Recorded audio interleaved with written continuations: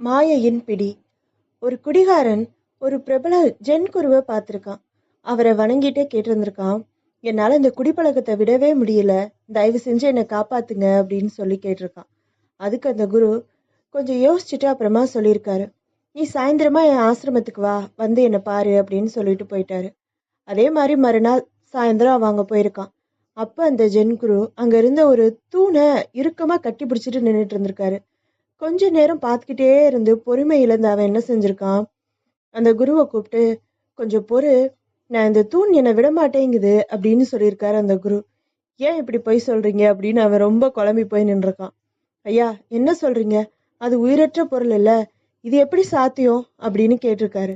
அதுக்கு அந்த குரு மென்மையா சிரிச்சுக்கிட்டே திருப்பி கேட்டிருக்காரு, அதே மாதிரிதான் அந்த மதுபானங்களுக்கு கூட உயிர் கிடையாது தானே. அவனோட முகத்துல தெளிவு பிறந்திருக்கு. சில மாசங்கள்ல அவனோட குடிப்பழக்கம் அடியோட நின்றுடுச்சான்.